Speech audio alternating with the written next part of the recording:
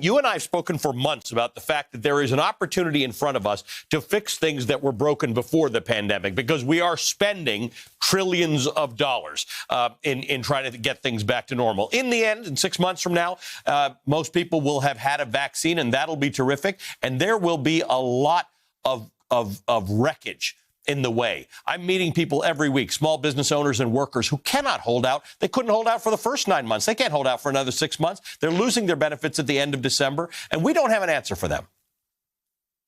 Ali, we don't have an answer. And the problem is that we don't see the kind of two Americas are very, very different. That is, you have managerial professional workers, people who own a lot of shares of stock, the entire stock market of the United States.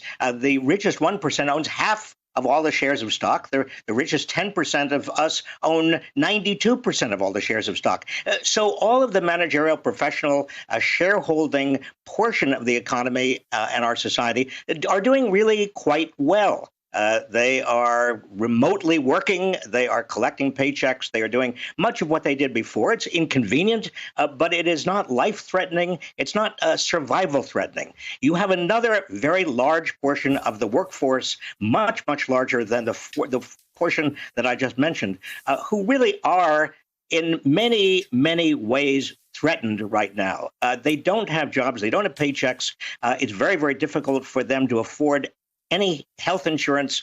They are not given sick leave if they are essential workers. Many are unprotected. I hear from warehouse workers, Amazon warehouse workers, who contact me almost every day telling me that they don't know what to do. They are, in effect, trapped, and they're not getting the kind of personal protective equipment they need.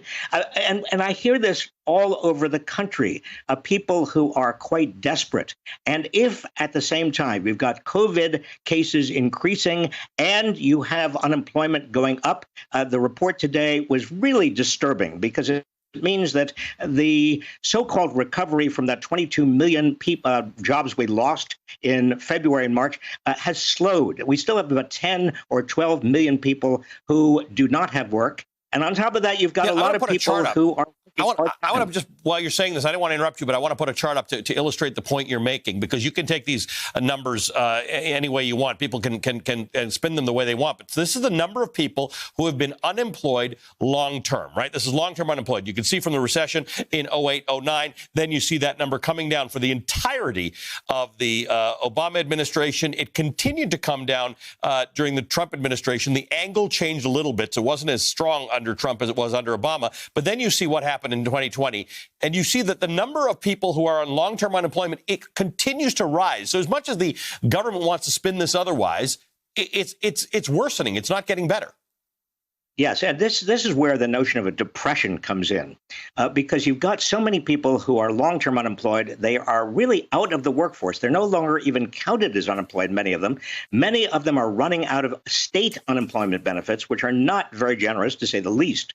And they are, since July 31st, they've lost whatever federal benefits they were getting. And on top of that, the few people who remain getting federal benefits under the pandemic insurance program, they are losing out shortly after Christmas. They've got about 3 weeks to go. And so what happens? I mean, are we just basically saying we don't care about these people? 1/3 of Americans are behind on their rent payments and their mortgage payments right now. We've got a tremendous problem of people who are facing possible foreclosures, or they may be losing their homes, their houses. What in a civilized society? I guess this is fundamentally the question. A wealthy civilized society.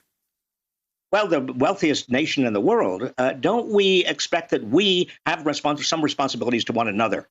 Now, when Joe Biden was talking today, he was really speaking to Mitch McConnell, because Mitch McConnell, you can ask yourself, why is it that one person, one man in the Senate has this much power? Mitch McConnell is holding everything up. Mitch McConnell has decided, no, he does not want to agree with the Democrats to any kind of a stimulus plan, a survival plan right now for millions of Americans.